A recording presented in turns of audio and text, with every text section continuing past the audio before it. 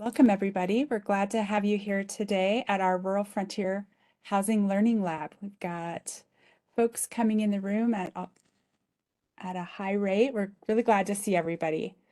Thank you again for joining us for this second session of our Rural Frontier Housing Learning Lab. In the chat, we'd love to have you tell us your name, your community, where you're from, and the role that you have or your interest in housing. This Learning Lab is a collaboration between us, Montana State University Extension, Community Vitality, with NeighborWorks Montana, and with the Montana Healthcare Foundation. Glad to have everybody. With that, I'll turn it over to my colleague, Larry Phillips with NeighborWorks Montana. Larry is the Real Estate Lending Director for NeighborWorks. Thanks, Tara. For anyone who doesn't know, NeighborWorks Montana is a statewide dedicated nonprofit with a mission to support all communities with financing and education. And we do that by doing a few different things. At NeighborWorks Montana, we have a few areas we work to support in. So we do housing education across the state with a network of partners. We do lending for home loans, individual home buyers, as well as finance affordable housing. And then we work in shared equity models to help folks who work in and own mobile homes in mobile home parks to build their own resident-owned community. Next, I'll transfer it over to Tracy to talk about where she is. Hey everybody, so I'm Tracy Minoy. I'm a Senior Program Officer with the Montana Healthcare Foundation. We're a private foundation that works to address health and improve health in Montana. We have 11 specific initiatives. I think many of you are probably aware that we have a call for proposals out right now. So we, of course, are encouraging people to apply for that. I primarily work in our programs that deal with the social determinants of health. So my interest in housing really comes from the work that we do in our Housing is Healthcare initiative and then our Healthy Montana Communities initiative, which addresses social determinants of health, really focusing on housing and food. So that's really our interest here as the foundation. And with that, I'm going to turn it over to Tara. Thanks, Tracy. So I'm Tara Mastel, and I work with Montana State University Extension. I'm with the Community Vitality program there. Extension is the outreach arm for the university. We have about 94, 95 extension agents located all across the state. And we have 26 subject matter experts that work all across the state, mainly based in Bozeman. So that's my role, as I'm the Community Vitality subject matter expert for Extension. In the Community Vitality program, we work on building skills and capacity of volunteers and leaders, because we all know that in rural places, rural runs on volunteers. So we worked we have the Reimagining Rural program, the Big Sky Big Leadership program, various things that help community members become more effective so they can make their community even better.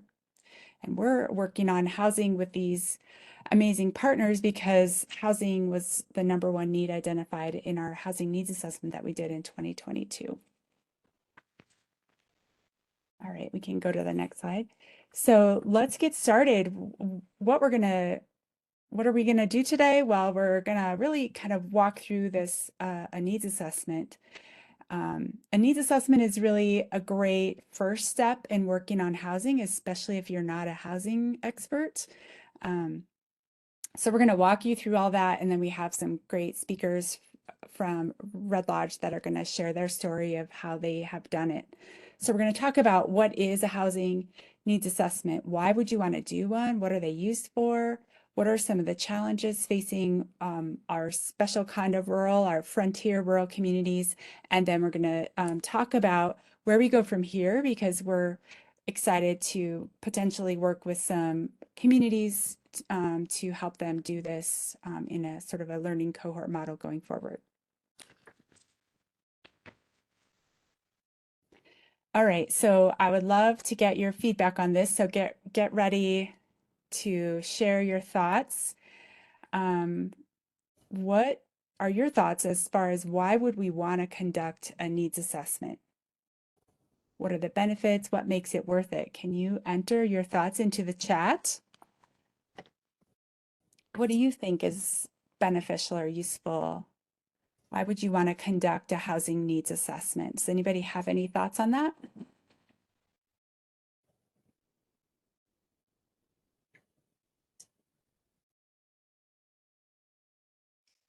Ah, thank you, Emily. And oh, that's great. Emily is saying, speak with a common language around a community needs. Oh my gosh, that's so true.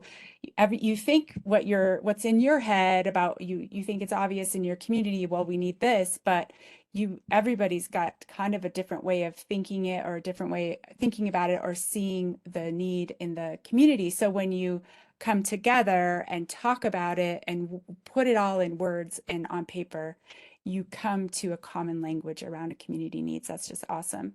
And Christina Abby from Dillon is saying, so we can determine the best housing uses for our community. Awesome. Elizabeth Smith is in Glendive, Miles City area, collecting ideas to make sure you're headed in the right direction. Absolutely, because you don't know for sure. So you think you know, but when you get a diverse group of people, you might learn some new things.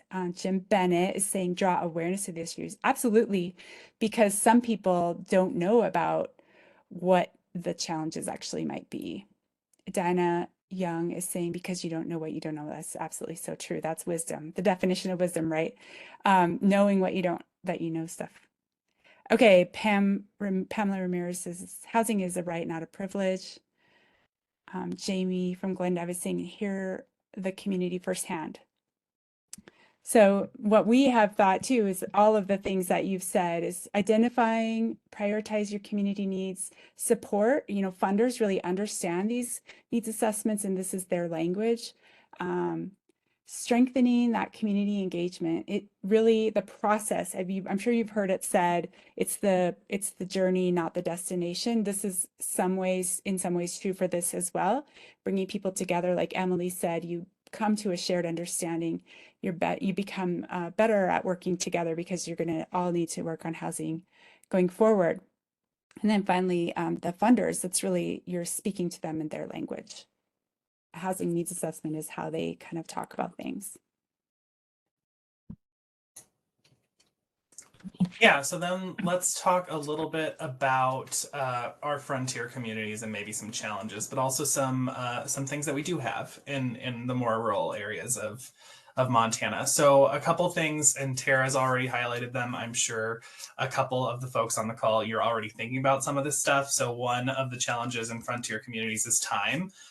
Often this type of work does take quite a bit of time, money, resources, etc., and often is completed by volunteers. So there are people, some of which might be on the call today. I'm looking at everyone on the phone or on the web or whatever this thing is called these days, and thinking about how you might get involved or maybe get some others in your community involved. Money, a lot of frontier communities don't have access to certain funding sources, or it's a statewide funding source, so everyone's competing for the same dollars. And there's not a lot of expertise sometimes in the community and might require some outside entities. But what do we have in our rural and frontier communities is something we should talk about. You all are experts in your community. So if someone like me from NeighborWorks Montana comes in, I live in Great Falls, I know a lot about Great Falls, but I don't know everything there is to know about Red Lodge or Wolf Point or something like that. And you all know those things. The volunteers and people who live there know the best and all of the information.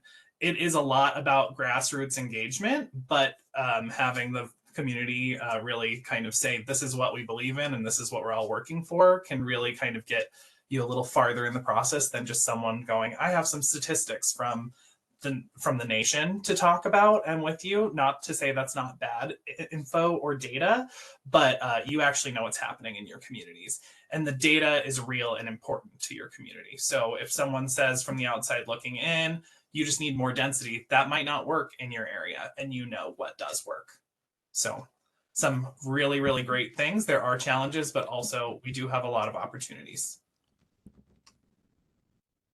So, who are the people in your community that you would want to talk with? If everyone doesn't mind kind of putting in the chat as far as getting started, that's really a good place to get started. So if you can think of anyone in your community, please go ahead and put those in the chat. And we'll talk about kind of some topics just around getting started in your community, and getting started in this process. So when we say finding your people, maybe who are you thinking about who's interested in housing already in your area? I don't want to do any spoilers, so we'll give you guys a little bit of time to put some stuff in the chat.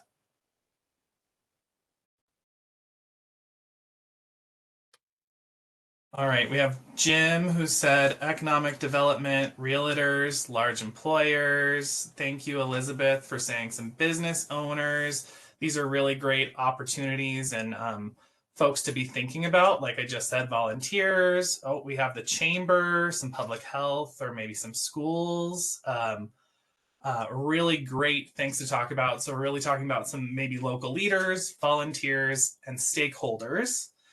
So thank you all for starting to put those ideas in the chat and really think about those and think of who in your community would fit in any of those buckets, because everyone definitely should be involved. We want to talk about, with getting started, some things. We want to talk about our goals, our desired outcomes, areas of interest. Your community may end up being more than just people interested in housing. And that might be your group. Look for natural partners. So the health department, businesses, service groups, hospitals, law enforcement, and decide who does what and determine how much capacity people have to participate. This is a lot of divide and conquer work. We want to set realistic objectives and clear objectives, because we are kind of going at this with this larger group, thinking about how we're going to conquer all of this together. It's not a small task, but when we take off, when we take something big and we just slowly kind of eat away and everyone eats, maybe we can all eat the elephant together in some cases. Thanks, Larry. So I think, one of the first tasks that really ends up coming to this group, you have now, you've now kind of gone out, you have found other people in your community that are also kind of working in this sphere. And, oftentimes you're going to find like some of them are already doing other studies, right? So you might connect with somebody who's like, oh yeah, we're doing a community health assessment right now. You're like, super, that's going to be some great information for us. So, you're finding your people. And then I think, one of the comments that came up earlier, right, is it's like creating shared language. And I think that some themes that you're going to hear throughout, these discussions are going to be around community engagement, cooperation, but then also creating shared language, because oftentimes we can say something and somebody will be like, yes, of course, right? I might say, we need more businesses in our community. And everybody will be like, yes, we do. And then I'm like, okay, wait a minute. Let's talk about what types of businesses are we talking about? And getting really to the point where we're like, oh yeah, no, we actually are saying the same thing when we say this. Because I might say, we need more businesses in our community. I'm going to open up a marijuana shop. And somebody will be like, wait a second, that's not the kind of business I thought you were talking about. So throughout all of this, it is about, finding your people, collaborating, but then also really communicating throughout the process. So one of the first tasks that this group, is really going to be charged with is collecting data and designing what types of data needs you have. So first thing you're doing, right, we get all of our key stakeholders together and talk about what do we actually need to know? And this is true. I would also say that, we're talking about housing needs assessments because that is the need that has bubbled to the top in so many communities, but this is true for all types of needs assessments, right? We're talking about what do we need to know? How are we going to actually collect this, and what works best for our community? Then we're thinking about what sources are available. So in the housing realm, of course, we're going to be looking at, okay, well, the state of Montana has a lot of information. The census has a lot of information. Localhousingsolutions.org we're looking at, okay, where are we going to pull that information? Then I think, again, community outreach, right? We need multiple perspectives. I've always felt like needs assessments are about quantifying the anecdotal, but everybody's anecdotes are a little bit different. So we need to make sure that we have multiple perspectives, and then can we quantify those things? And finally, like, what is missing? And again, that goes back to your community. It's like, okay, we've got all this information. Like, what did we miss? You know, what kind of what information might be missing, particularly in rural communities. Relying solely on census information can really be a problem, because you might see a 100% change, and that might be 2 people, and the margin of error might be 98%. So we have to really be careful about just relying on census information in smaller communities. So looking at, like, where might we be missing things? We can go to the next one. So this is another opportunity. I'm really curious to hear from you.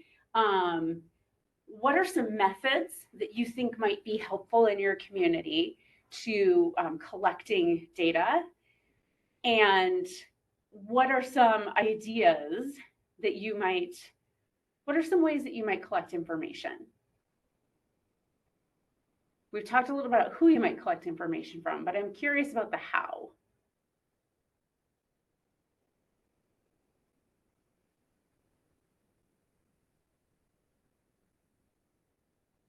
Everybody's like, that's why I'm here today.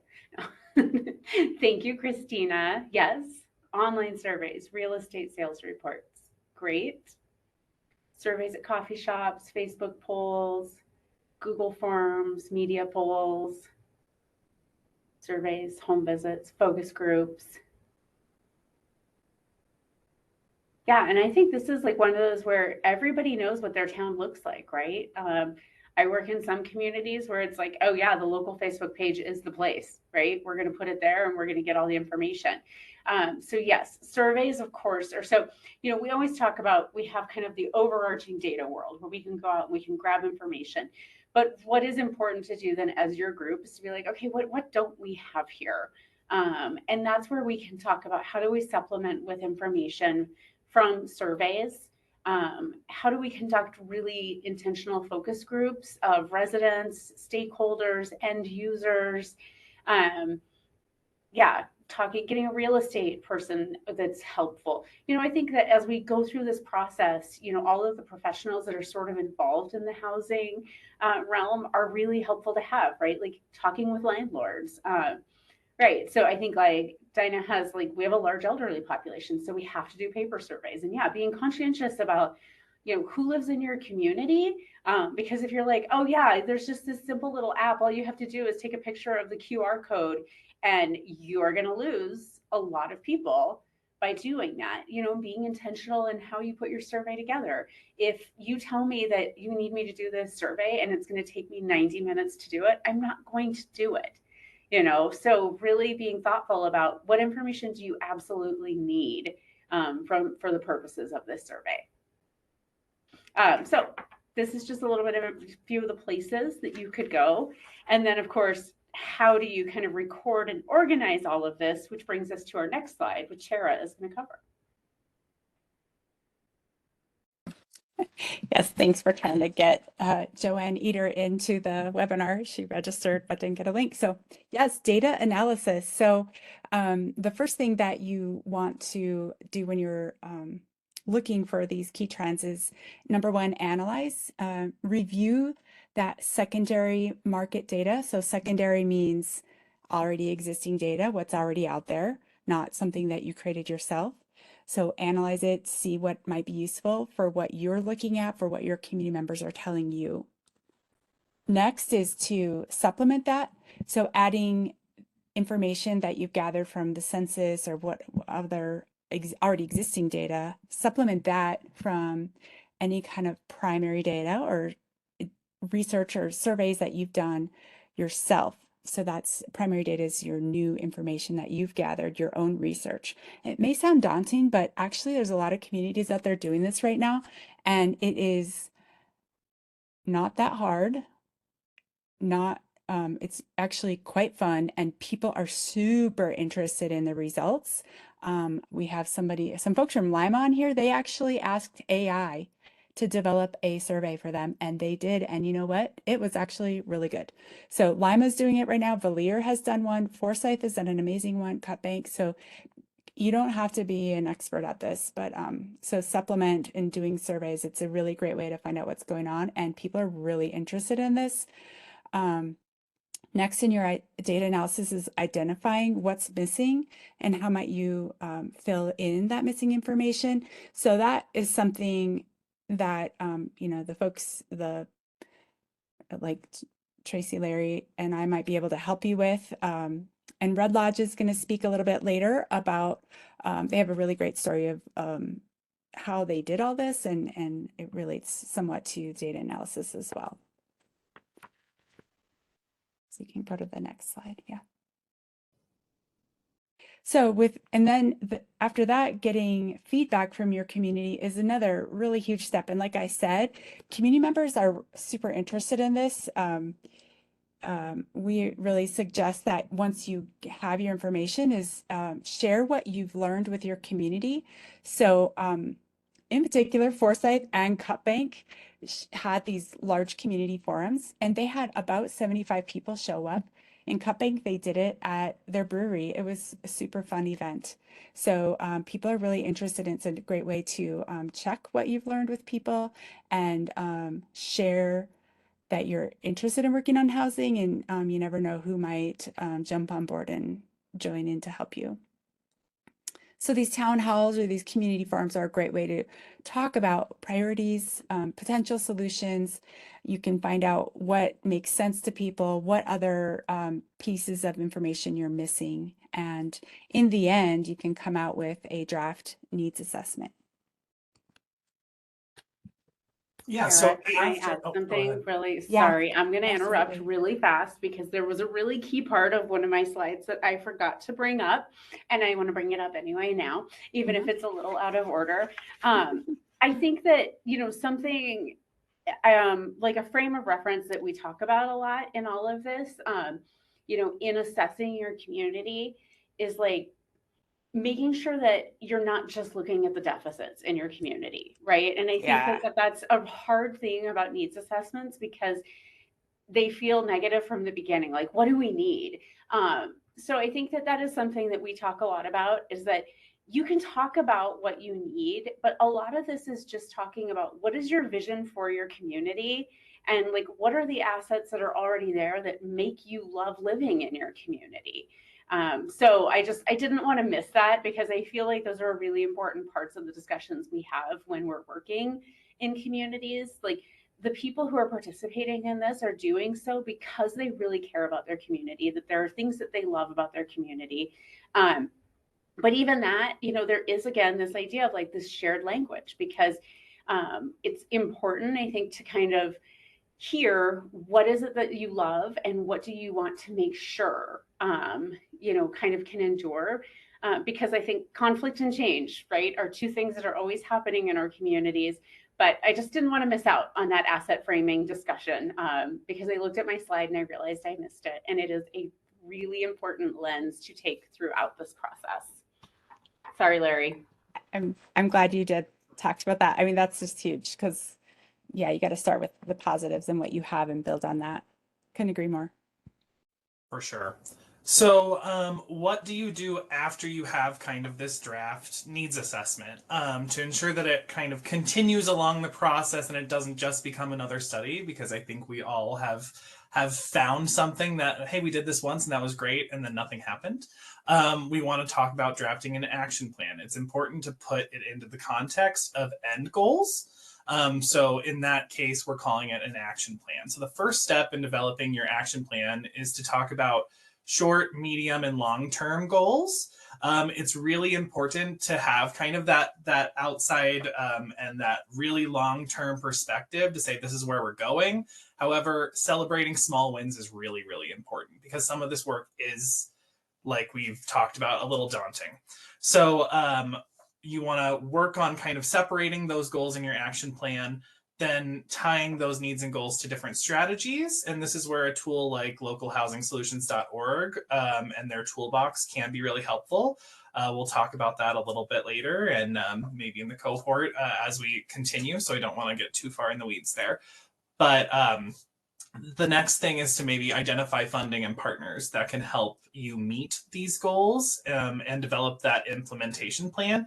And it's important to consider pacing and capacity because just to bring it back up, we're talking about volunteers. We're talking about people who have their own jobs oftentimes. So we don't want to extend ourselves and we don't want anyone to burn out in this process. We do want the action plan to kind of think about that a little bit more and make sure that this is sustainable as well.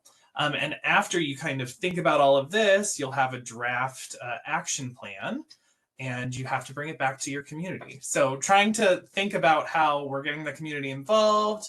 We have kind of this local group. We're working through this. We always want to bring it back to the community and really talk about and refine our action plan even further. So gathering feedback, incorporating revisions and finalizing that plan, and maybe even get some approvals from your local government or some other key stakeholders, and think about creating and developing a summary and outreach so that you can kind of put it all together and say, this is our final needs assessment and action plan, as well as this is kind of a more publicly facing document because we've had drafts before. After you kind of continue to get that feedback, talk about finalization and really moving to the next step.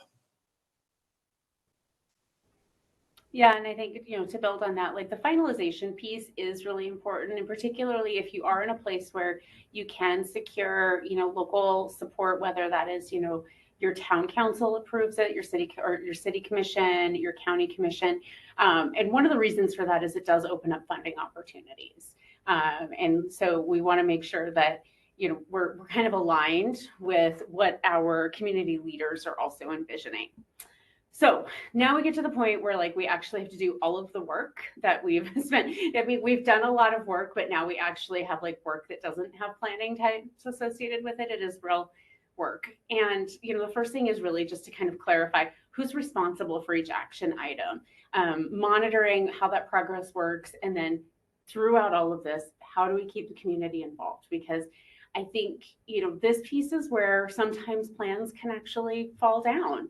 And I have been a victim to this myself, where I've sat in a room and we've assigned 80% of the tasks associated with the plan to one organization. And then been well, gee, it's so weird that this didn't go as well as we thought it would. Or we didn't have great monitoring mechanisms in place. It should be as simple as hey, we have our 3 things. We have our top 3 objectives. They each have a list of, 3 action items under them for short term. Who is doing it? And hey, after 6 months, this is what we think is, where we should be. Did we get there or not? And if not, these are the adjustments we need to make to the plan. But none of that matters if you don't tell the community what you're doing. I'm kind of a firm believer that 99% of the time, things are going really well, but because they're going well, no one notices that they're going well. It's the 1% of the time that things fail that everyone's well, I guess that's just a failure. And I'm no, it went really well 99 times out of 100. So we have to tell people about the 99 times too. So the one failure isn't what sticks out, because this is hard to do and there will be parts of it that fail. It's important that we, as a community working on this, talk about where we are successful. Go to the next slide. So how to maintain momentum? Again, it is, continuing to tell the community, right? And getting them involved. I think that's the other piece. Community members, I will remind people that if you are not involved in an effort, maybe you can't criticize that effort. So, I'm you're right. This didn't go well. How do you think you could help it go better? But, encourage people to be part of these efforts, particularly if they have really strong feelings about it. I think there's a role for everyone in our community to play here. Identify your funding and partnership opportunities. I think that, again, we are in an environment where there is, more than enough work to go around and probably not enough money. So how can we strategically align with each other to make sure that we are not competing in ways that is not helpful for our community, that we're partnering strategically. This is where it's like, no, it makes sense for everyone, schools and businesses to be talking about, okay, we found this piece of property. How can we all make sure that we're meeting all of our community needs with it and we're not competing against each other? I think about this in one community where I was working, and the discussion was around small businesses trying to secure housing for their employees. And in their desire to secure housing for their own employees, they were just like bidding up the housing against each other, and they were just working against each other and realizing, oh, wow, like we all kind of have a really similar need. We could probably all save a little bit of money if we weren't continually bidding up all of these houses for our own purposes. But like, that's a hard thing because there's also this like, well, I might lose out this time, but maybe next time, there's a little bit more in the pot for all of us. So thinking about those partnerships and how they're going to work in the long run. As Larry mentioned, celebrating successes, because there are also a lot of failures. So remembering that successes are there, even if they're small, because it does help you keep momentum and keep in this game. And then, continually revising it. Community conditions are always changing, funding sources are always changing, and it's important to keep an eye on those things to revise your plan if it's not working, if you're not getting what you want out of it. Like, okay, we got to make some changes here. So those are some things that you can do to kind of keep momentum and kind of continue with that. I'm gonna turn it over to Tara now, because I think we've given you a lot of information, and we're gonna talk more about the cohort later. But I think Tara, this looks different in every community. But Tara's gonna introduce our guests today who are gonna talk about how it looked in theirs. Yes, I'm hoping they're okay, good. We're just a little bit ahead of schedule, which is awesome, but they are here. So I'm just really honored to introduce my, I guess my neighbors, Brad, Caton, and Angela Getchell. So we have walked through how to go about doing a needs assessment, and we've invited Brad and Angela here to talk about, to share their story about actually doing one and what happened with that after the fact. So Brad is the programs director at Red Lodge Area Community Foundation, and Angela Getchell works at Red Lodge Area Community Foundation as well as the workforce housing manager. And just a little bit about Red Lodge Area Community Foundation. It is a nonprofit that it's about 20 years old. They have between 20 and 30 employees at any given moment. And they really serve us kind of as an all-purpose organization that kind of fills the gaps. They really listen to what's going on in the community and kind of fill the gaps in generally the areas they work in are housing, transportation, childcare, and kind of arts and culture programming. They are funded through grants and private donations. They really have a diverse set of funding streams. And full disclosure, I have been on the board for about 6 years, and I'm just exiting the board right now. So with that, I'm just very excited to introduce Brad, Caton, and Angela Getchell to share their story. Awesome. Thanks, Tara. Well, from the Red Lodge Area Community Foundation perspective, we've had 2 recent needs assessment. We did a county-wide needs assessment in 2022 for Carbon County. And then we branched out into the Clarks Fork Valley to the town of Bridger in 2024 to specifically try to better understand their needs.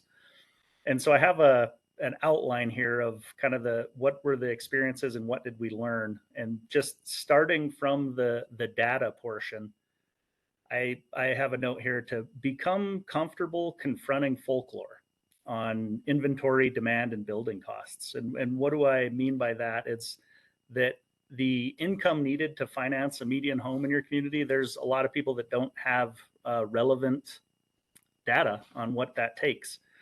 Or, for example, Angela and I working with a local leader, and the local leader estimated that it was $150 a square foot to build. And I looked this morning at the homes under $700,000 in our community that have been built in the last 3 years. There were 2 on realtor.com. One was $367 a square foot and one was $437 a square foot. So $405 a square foot for actual real-time, real-life data.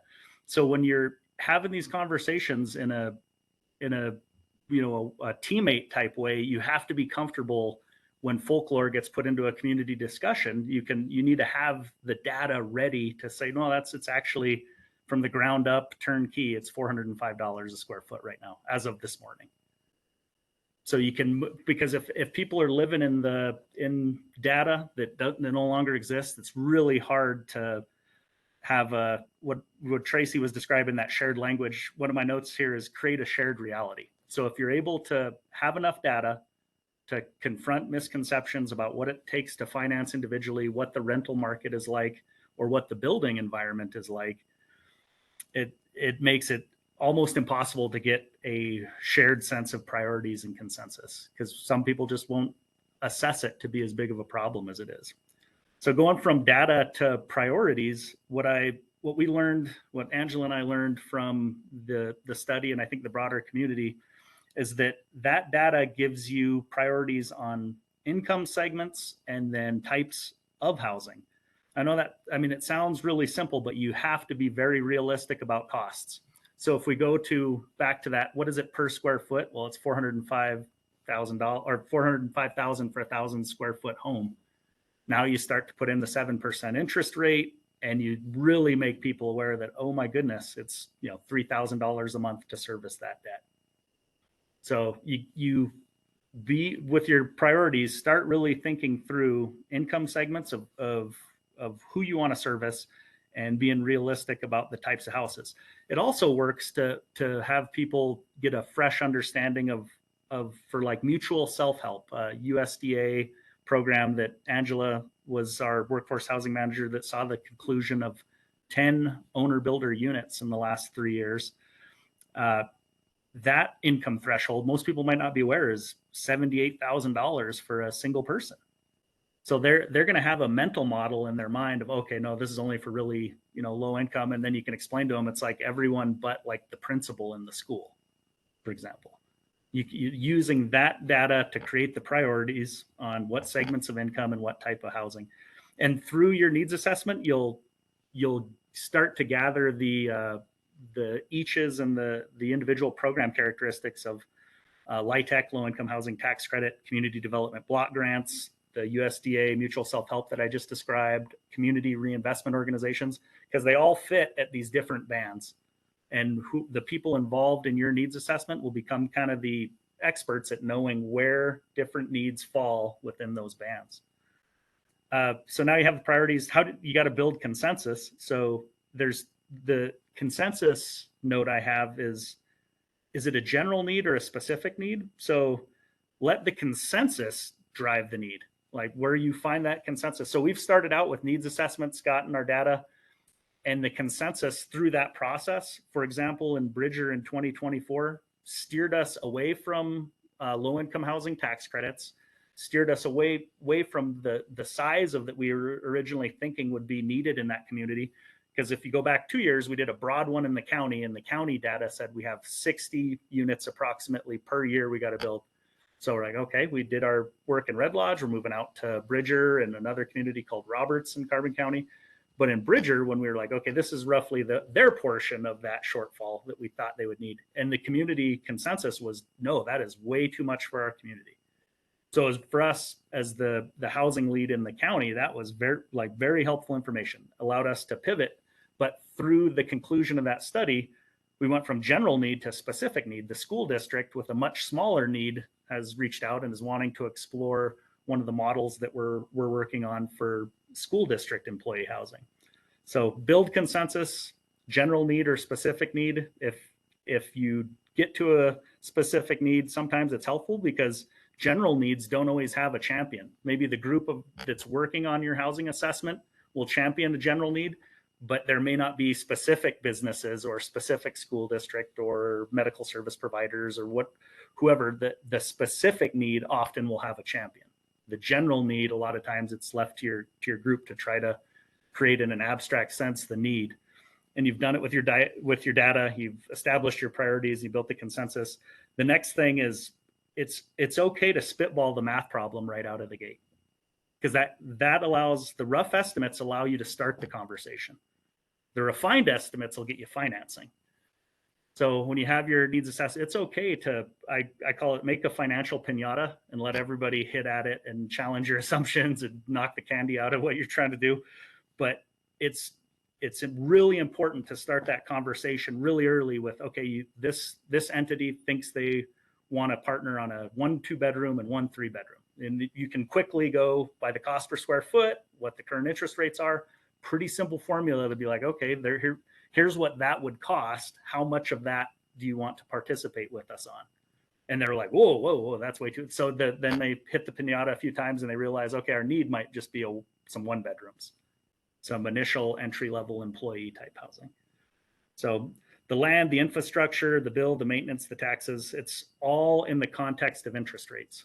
So if you're not an avid follower of the 10-year treasury and how that influences financing, it's useful to start looking at that a little bit from time to time, because everything that you discuss right here is in the term of interest rates. I'll give an example of we just finished 4 community development block grant was the bedrock funding, and then there were some other funding sources. But when that project started, we estimated that we would need $300,000 at 3% interest to finish out the project. So it was 4 units rentals. By the time we got near the close of the build and completion, that had shifted to we needed closer to 700,000, and the interest rates were at 7%. So you can quickly do an amortization on what's the difference between in a payment monthly to keep it affordable between a 300,000 at 3% and a 700,000 at 7%. So all of this spitballing the math problem, it's always in the context of surfing on interest rates and being comfortable in that. And then there's really no path to success without a transparent resource estimate. Like I said, that's building that financial piñata with multiple contributors and partners. There's no one entity, I don't know, in our community that can solve this on its own. So we have Trust Montana from a land perspective. We're getting the school districts involved from a first right of refusal type. We have the community development block grants that have to be applied by a government entity to pass through to us. So it's multiple contributors, multiple partners, and then just be as transparent as possible when they have questions. Let them hit the financial piñata. The beneficiaries of your eventual success often aren't at the decision-making table. So an example I'll give is we've had 2 closed assisted living centers in Red Lodge in 2022 and 2023. And the folks that had to relocate or move to Laurel or Billings or took up, like, those are the people if you're addressing a general need, they would be a beneficiary of that, but they're not going to be here to have their voices heard. So it's tough to have enough advocates for projects if the person you're advocating for is a vacancy at your school district. If your school district has gone the year and there's 2, 3, 4, 5 vacancies, and that's who you'll have the specific need advocate in terms of the school knows and they'll help, but the direct beneficiary with the testimonial of why this is important, often they aren't in the decision-making process because they're not there yet or they're gone from a closure. So I have with opponents, so the beneficiary is not at the table. The opponents are sometimes vocal, and that's good. That's healthy. That's part of the process. In our recent housing study, we had to address concerns. We had 3 engagements with the community and an information exchange and refining what we were doing in the needs assessment. And we had a fear in the community that the housing would be for Hamas or the cartel. So it's kind of funny, like looking at it now, but people have to address those needs and feel like they're valid so that they'll want to participate. And then by the 3rd meeting, then they're like, oh, okay, I see what they're doing. This is for teachers, police, this is for essential workforce. This is good. So you can take people who are that concerned or fearful at the beginning that want to participate, and through that transparent process, through a financial piñata, through explaining this, you can bring them to eventually be an advocate. And from our Bridger study, that was a huge success. And finally, the last thing I have is just keep going, because like Tracy was talking about on the failure chances, I would say the majority of your original ideas, if you go back and look, will not be exactly the same when you get through the other side. So have that kind of humility through the process to see where the consensus, where the demand that's based in good tangible data that isn't folklore driven, where that takes you. But the process will ultimately build the momentum for success. You may not get the original idea, the original location. For example, in our 2022 study, we had a great location in Roberts, and we had envisioned a certain amount of density. And eventually, I mean, we worked and tried to bring all the players together. And fast forward now to the early 2025, we're like a couple blocks away. The scale is slightly reduced, but it's tailored to what we understand the need to be and what's feasible financially. And so now we still are going in that direction from our 2022 study. We have 1 unit that'll be ready this spring, and then a goal of 6 more. But it wasn't what our original 2022 Carbon County housing study. It wasn't even on the exact same land, and it wasn't the same density. So don't worry if your original idea doesn't exactly pan out, but keep going. The momentum from the process will build the success. So that's data, priorities, build consensus, spitball the math problem. The beneficiaries aren't always at the table, and then keep going. That's kind of my big 6 points.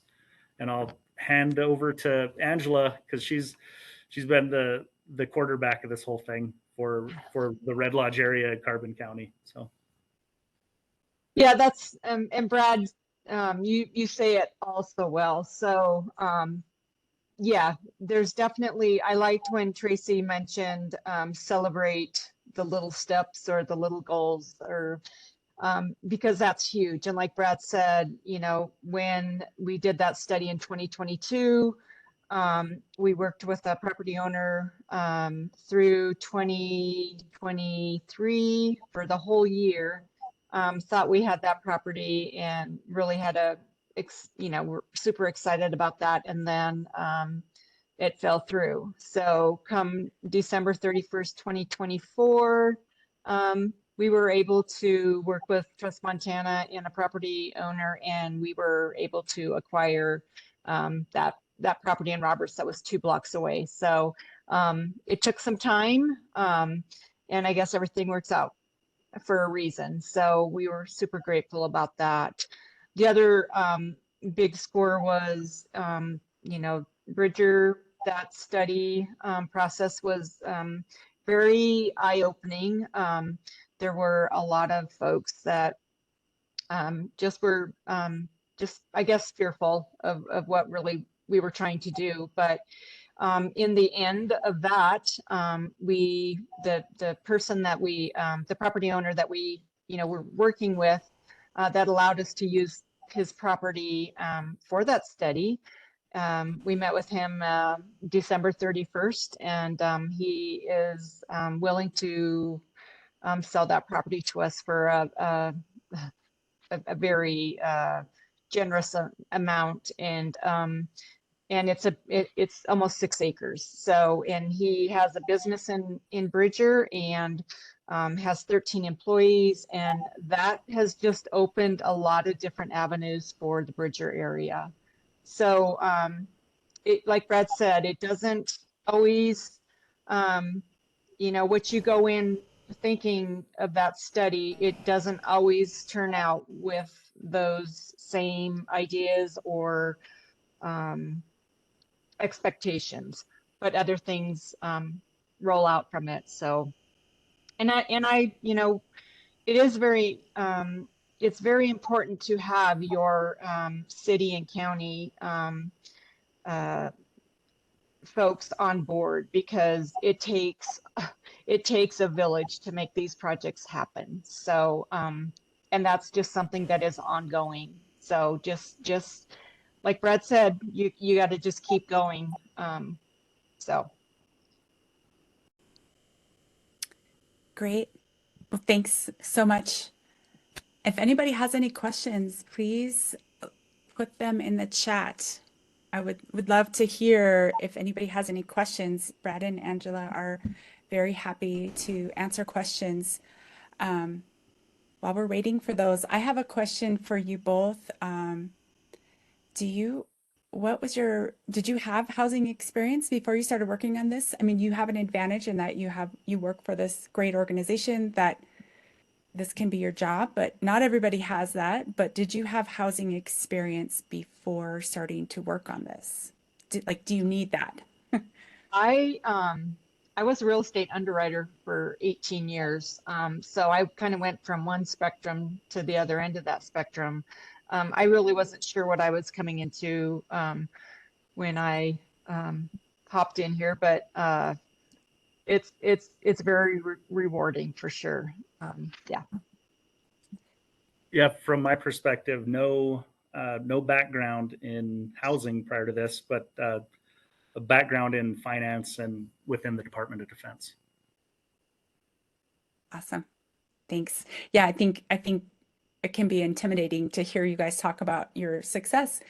And if you don't have, people might think that you had all this inside knowledge, but you kind of can just learn it along the way.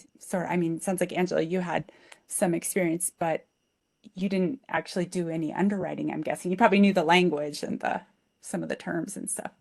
Yeah, I was an underwriter for some very large mortgage companies. But as far as this job, I mean, it really is learning along the way because everything it's always changing. One thing, Tara, I would like to say is that I do sit in on a lot of different webinars.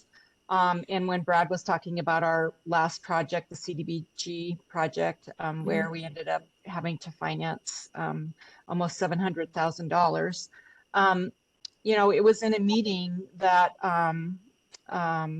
Kaya Peterson was talking about some of the programs that she was involved in, and then we were able to get a coal trust loan, and that's really how we are able to make the Spires rentals affordable. So it's just attending different webinars and just taking in all the information and reaching out and visiting with other folks that are going through the same thing as we are. Yeah, great. Okay, we have a question. Actually, no, we have two. Nancy DeRozier asks, I'd love to learn more about the specific challenges related to developing workforce housing, related to building partnerships, funding sources, etc. Can you comment on that? I would say there's a lot of people that don't want to be in the housing business at various levels of organizational leadership, public and private, and they have a opinion that that's best left to the market. But if your housing needs assessment captures the data, you can show them where there are fractures in this market or Grand Canyons in this market that are not being addressed. So that, yeah, definitely getting the buy-in that there is, and not everyone will agree that the level of the magnitude is as challenging as you think it is. Maybe they agree there's a little bit of problem and they'll come with you for part of the journey, and that's fine. Like let them come a quarter of the way to help you through the procedural, the zoning process, and those type of things. Mm-hmm. If they're not into it, if they don't believe the financing side and the eventual project conclusion is their role, have as many partners for as long as they're able to go with you on the journey.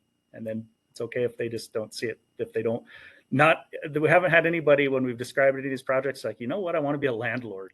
I still haven't heard that yet.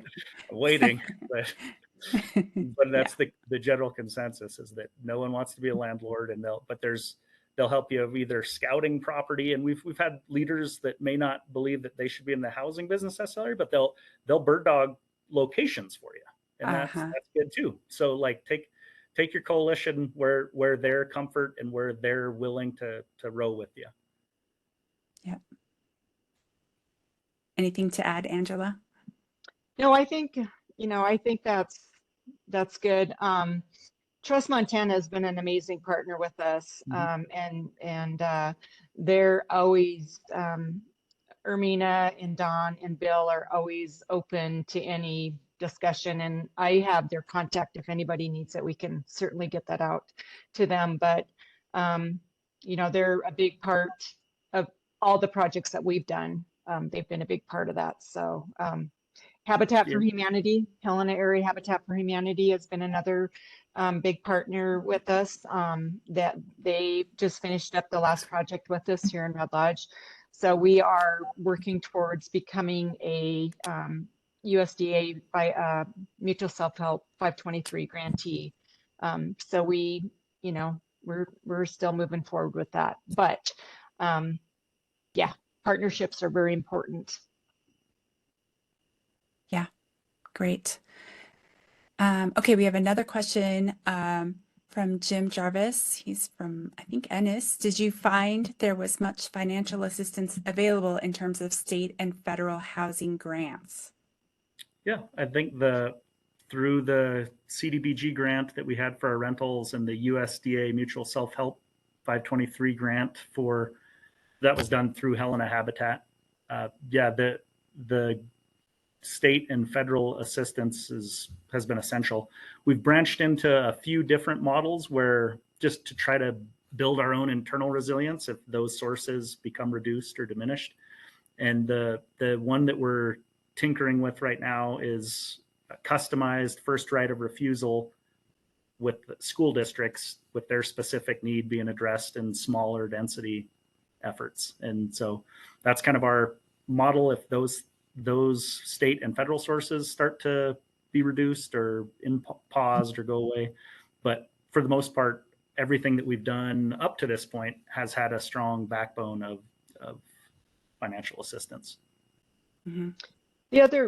The other thing is, you know, meeting all the different income levels with the different programs. So the LIHTC low income housing tax credit program, the CDBG, the home program, mutual self-help, 523, 502 loans, and then the CRO, which that's new community reorganization, community CRO, community reinvestment organization. And we've worked very closely with our commissioners and Brad Barker on staying involved in the CRO, and that should be kind of rolling out here this month, I believe. So we are trying to be a part of all of those programs and just meet everybody's needs in our community and rural communities as well. And Brad Barker is our local representative. Yep. Yeah. Brad, do you have anything to add to that? No, that's part of this process when you do your needs assessment is also to kind of build your own functional knowledge of where those programs lie on the area median income spectrum or continuum. Yeah, I thought that was interesting. Brad was talking about their needs assessment, and this was more in the Red Lodge area, but found that actually in the low income segment, there was actually some options for housing in Red Lodge at least. And then there was, can you talk about that, Brad? I just thought, you know what I'm talking about at the urban what renewal, I was like, yeah. using to just kind of to provide our urban renewal district with like the LIHTC covering your 30 to 60% area median income. And then the CDBG kind of covering that 80% area median income and below. And then for home building, the USDA Mutual Self-Help covering out to $104,000 of annual income for a family of 5. And then the CRO, the Community Reinvestment Organization for home ownership, covering out to 140% of area median income. So you lay that out and you see, you're like, oh man, at that over 80% area median income, there's no rental market for them. Unless you want to go into the full retail rental market, and it's a 3-bedroom home is more than the take-home pay of a starting teacher. So there's that missing, if you're in that $70,000 a year and up until you can have, 110 or 120,000 is what it costs to enter the private market. There's a gap there for families that are in that range looking for rentals. So kind of like your teachers, your nurses, your more professional types, that's where the desert was for housing opportunity. And you don't have the LIHTC options, and the LIHTC or the CDBG options to try to develop those rentals. So that's where we started trying to prototype. Well, what would it look like for those entities that know they have a specific unit need to contribute to the financing of these developments with a first right of refusal long-term agreement, that they offset some of that cost in order to get their employment needs met. And then the renter can still stay at, 30 to 35% of income without it being too I mean, anything over 30% is cost burdened, but we got to kind of be realistic and set those rent price points. Yep. Okay, well, I don't see any other questions. Tracy or Larry, did you have any questions that you wanted to put in front of Brad or Angela?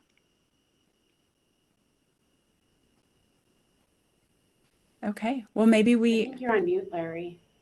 I see you talking. okay. He's not on my screen. No, you're still on mute. Can you hear me? There. Yes. There you go. Yeah. That was odd. Okay, thanks. Yeah, I could see your lips moving, but I could not hear voice sound. So, I have one more question maybe for Brad and Angela. Can you guys talk a little bit about how maybe you connected with Trust Montana or some of the other resources you've been working on? Like, how did that connection start, or where did you get engaged with those folks? Angela, because I came into a very robust, functioning, healthy relationship with Trust, so I was a beneficiary of everybody else's legwork. So Angela, what was your perspective on it?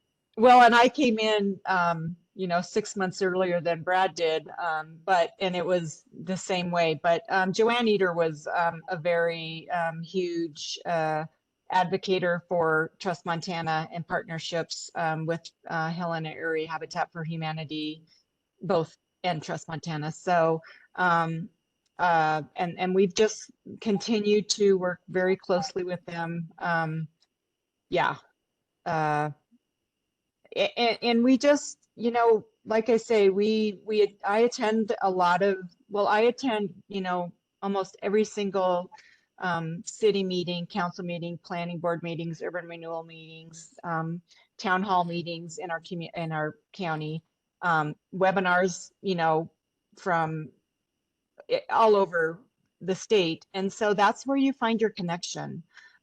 So it's super important to attend those and reach out to those folks, and then you go to your conferences, your housing conferences once a year, and you're just surrounded by like 200 or 300 people that are doing the work that you're doing. And it's very heart-filling to know that you're not alone, because a lot of it's hard work. It's super hard work. But, and they always say that, you might have 9 failures before you have 1 success. And you know what? That's true. But it's that one success story that it just makes it worth everything. So that is the connection, is attending meetings, seminars, webinars, and just reaching out to those folks. It's super important. That's how you build those partnerships. And, we wouldn't be where we're at if we didn't have those partners. So that's a huge, that you have to have them. Oh, okay. I can't hear him. Larry, Am I here now? oh, there, it's a Okay. little bit My better. computer must be doing something odd. There you go. Okay. I would just say thanks and just highlight how interconnected all of the folks that work in housing are, and how even if that one person or that one organization might not work in your area, they might know someone who could help you or who does. So thank you. Absolutely. Yep. Great. Okay. Well, thank you again, Brad and Angela. We just so appreciate you. I see Joanne made it into the webinar, and I think Dawn from Trust Montana is also on. So yeah, we've got all, like Larry said, everybody's kind of, it's a small community. So great. Thank you. All right. I'll turn it over to Tracy, I think. it's me. Thank you so much, Red Lodge Area Community Foundation. That is, I think that, the lessons, I think are be persistent. It takes everyone. And, just this isn't linear, but there's also, because it's not linear, it's super important to start. You also gave me like a really, like, when you started talking about myth busting and, you know, shared reality, I agree. Like, people have been really, really disconnected from the housing market. Like, if you haven't bought a house in 30 years, you just don't know what a house costs. You know, you're like, how much could it be? And when you find out, you're like, oh my gosh, I had no idea. So, but you gave me like a terrible flashback to, I had to even Google it while I was sitting here. In 2016, I was working on a housing development that suddenly at HRDC, we started getting bomb threats because somebody started the rumor that we were locating 5,000 Syrian refugees in Belgrade, Montana in 15 homes. So yeah, like continually having to say, this is what our priorities are. This is what we're doing. So I had a moment there. And I think maybe that's one lesson of successful housing development too, is in some cases having a little bit of a short memory about your failures and just learning from them and then kind of putting them aside. So thank you so much for sharing that. So the next thing we want to talk about is a little bit about what our plans are for the learning cohort. We've always felt like our initial plan was we wanted to have these kind of two very broad 101 sessions. And then our goal is to put together a small cohort of communities who essentially are going to treat this slide deck as a session, as a series of sessions. So, you know, one day our discussion will be around, hey, where are we going to find data? And the homework will be, go out and get your community's data, call us if you need help. You know, we've got support ready for you, but go out and find that information. And then at the next cohort meeting, hey, we're picking this community is going to present what they learned, what they found, and their analysis of the data. And we're going to then use that as the guide for all of us to do that. So we're looking at it as an opportunity to kind of, as a group, conduct the steps of a community housing needs assessment and learn from each other as far as, you know, oh, hey, you know, I called this organization in my community, and just kind of learn from each other and learn from each other's mistakes and from our successes. But also, I think, you know, something that Brad said, it's okay to get to a pretty good answer. And I think the lesson we want from this is that you don't have to go out and hire a really expensive consultant to do this. We can work together to do this, to get a pretty good answer that we can get our communities to rally around, because Brad is also correct. The needs that you identify and where you start sometimes has to be that low-hanging fruit that your community is excited to work in. So that's our process. I think that to opt in, we have the QR code here. You can also just let us know. An email is fine. Each one of the slides essentially ends up being a work group topic. So once we have a list of communities that are interested, we'll start talking more about the timing and cadence of the meetings, because I think, you know, we early on had a question about like, well, how much time is this going to take? And I think that's really going to depend on how much capacity the communities have to participate and how quickly they want to do it. You know, if they're like, hey, I want to have my answers in 4 months, we're going to have to spend a lot more time together in those 4 months. If we want to do it over a series of 8 months, well, that's half as much time each month, basically. So we just, once we have a list of communities that are interested, then we'll be able to kind of look at how those communities are situated, how much time and capacity might be available, and go from there. So there is a survey in the chat, and then some more information about the cohort. Okay, I think I can go to the next slide, because the next thing I want to talk about, there are a lot of really amazing opportunities that are out there right now. So we talked a little bit about like, hey, make sure that you are talking to other organizations in your community and, if they're doing surveys or what information they have. So right now, the Montana Community Action Agencies, so for some of you, that's going to be your HRDC. If you're in Eastern Montana, that'll be Action for Eastern Montana. It might be CAP Northwest, but these are your community action programs. For the first time ever, they are doing their needs assessments all together. Usually they do them according to their districts. This year, all of them are doing their surveys together, and then they will be able to break that information out by district. So they'll have better local information, but also will have really good information about the needs across the state. So that survey is open. I don't know if we have a QR code for it. I think I have a link that I can drop in the chat.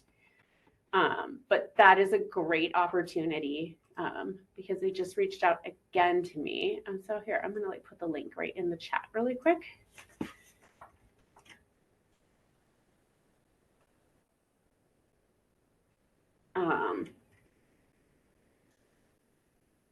Okay, so that is the link for the Montana Community Action Agencies and their survey. It's really short. And I do think that they do have paper available as well if you need to reach out. The other thing that I wanted to make sure that we elevated as an opportunity, the Rural Health Small Grants are open now through Montana Healthcare Foundation. These are a supplement to our call for proposals, which is also currently open with applications due on March 14th. These are sort of a recognition that a lot of the ways that our call for proposals work made it really hard for smaller, locally led opportunities to compete. So this is a smaller grant funding opportunity, but really well situated to funding small planning efforts. So this might be a great opportunity. I definitely encourage everyone to check that out. I think Angela gave us a great plug for the Montana Housing Conference, but I'm going to reiterate that. This, I would say, and maybe I'm wrong, I would say 90% of the people who work in housing have no housing background before they walk into a housing organization. You don't go to college to do this. So most of us have learned what we know on the fly, and we've learned it from our colleagues, and we've learned it from being able to attend things like this. I think that I also, have talked with the foundation, and I know we've talked with NeighborWorks. If your community wants to attend this and you feel like the barriers to attend are going to be difficult, please reach out to me, because we definitely want to make sure that travel and hotel expenses are not the barrier to your community participating in this, because it's just a really, really helpful and important event. The last thing I want to talk about are how we might utilize AmeriCorps volunteers and AmeriCorps Vistas. So this one talks specifically about a Montana AmeriCorps opportunity that is being formed right now with Montana State University Office of Rural Health. Montana Department of Health and Human Services also has an AmeriCorps Vista program. These are good ways to fill in the capacity gaps that you might see in your community. And things like housing needs assessments and housing action plans are really great projects for AmeriCorps. So we want to provide that information, make sure, because I think that a lot of times it is just oh my gosh, this is too much work, nobody can do this. And that person's job is just to sort of shepherd that effort, build your community's capacity, and get you on the right track. This is another area where we are working with both DPHHS and MSU Office of Rural Health to figure out how the foundation could also support those share costs that you have as an organization that's hosting an AmeriCorps. So this could be something that you also don't have to pay for at all. And we think it could be really helpful. So those are just some things that are going on that we want to let everybody know about. And we hope that, you'll consider being in the cohort. Did I cover it all? That's great. We have a really great question from Charlene. She's asking about if we can work with the tribal communities. And I think Yes, I think so. absolutely. Yes. Absolutely, Charlene. And, it's really good timing as well because we're working right now with Apsalalka Nation Housing Authority on a needs assessment. So it would be great.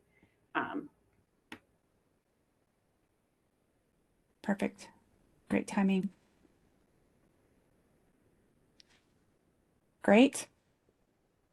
I hope everybody really considers going to that housing conference. I'm going to go, and I think it's going to be really great to just be immersed in learning all the things. So does anybody have any questions? Anything else that any loose ends? We have ample time for questions. Or you could also share any opportunities that you might know of, just any kind of sharing at all. We'd love to hear from you.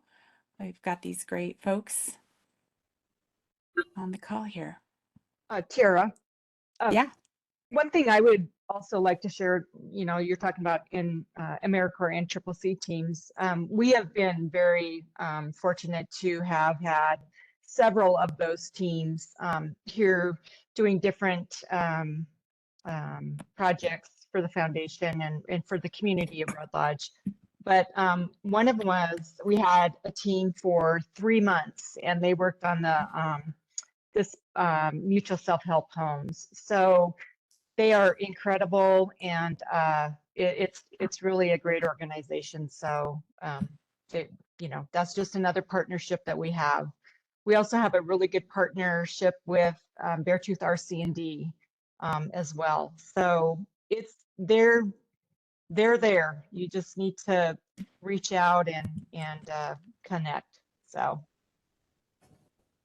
That's great. Thanks, Angela. Yep.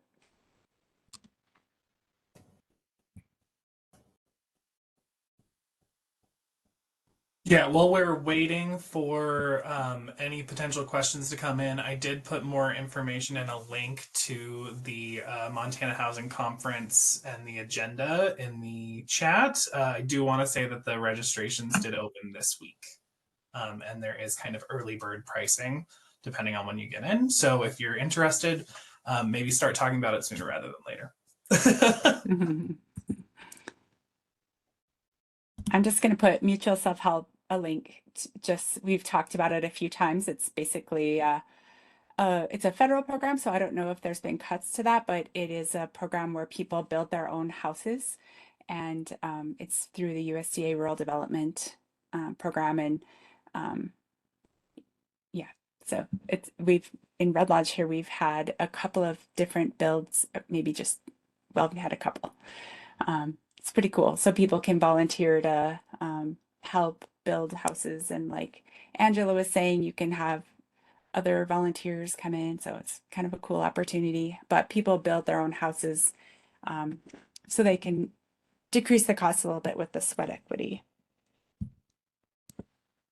Any questions? We're happy to answer questions. Or any comments? Do you have any comments? We'd love to hear those too, I guess. Any thoughts?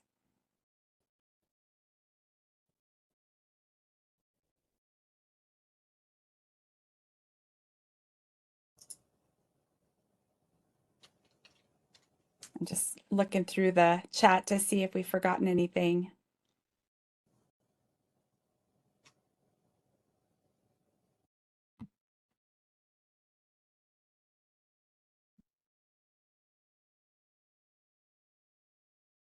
Yeah, feel free to contact any of us. We would be very happy to answer any questions individually or direct you to connections that we know of. We'd love to, if you have questions about the cohort, we can answer those as well.